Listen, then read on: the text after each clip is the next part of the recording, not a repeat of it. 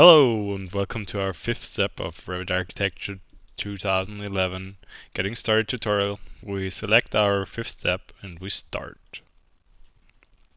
Here you see our basic construction. In this step we want to create interior walls. So we switch into the third level and here we click on wall and select generic 30 centimeter wall. Check if the base constraint is level 3 and the top constraint is set to level 4. So now we are ready to draw our walls. First we draw a vertical wall on the 4th grid, and now we draw another one on the 5th grid. And then we draw two walls between the 5th and the 6th. We draw two horizontal walls. And you see, if you use the shift button, you can force your wall to be drawn horizontally. Now we'd like to show you some trim and extend tools. So we switch into the Modify tab and select Trim Extend to Corner. We select the vertical wall and the horizontal wall, and you see both walls get connected. Now we like to choose the Trim Extend Multiple Elements tool.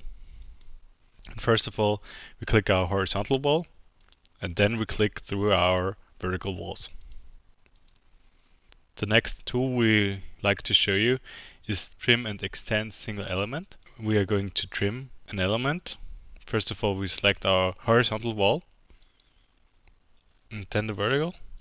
Now we select our vertical wall, and then again our horizontal. So if we're done with that, we want to set dimensions between the interior walls. We select Annotate and Align Dimensions, and we set the distance between these three walls.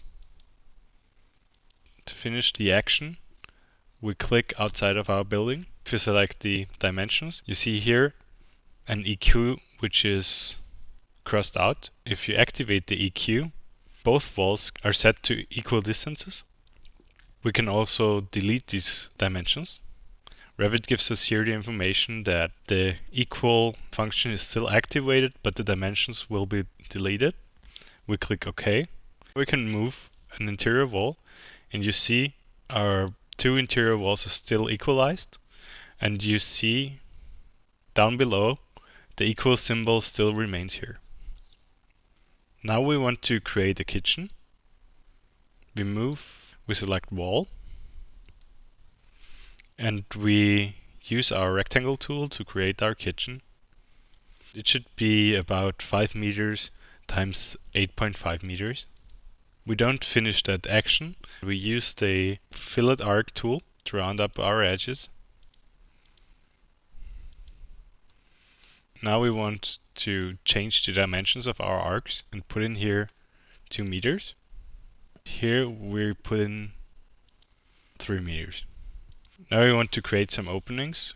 We select a wall, pull one of the blue points to the left side. You can also set the temporary dimensions to 2 meters. We move the other wall too and put in here a distance of 2 meters. So now we are almost finished. We just want to add some doors. We select doors.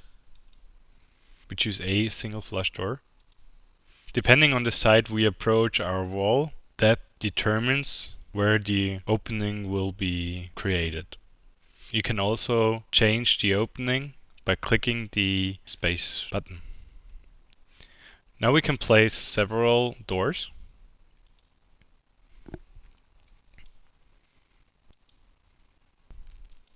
We want to align two doors to each other. We use the Align tool, which is in the Modify tab.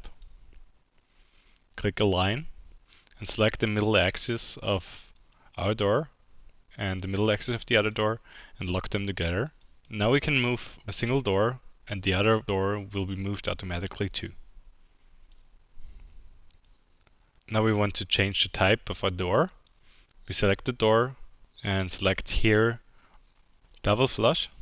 And here we'll show you what's the difference between instance and type parameters.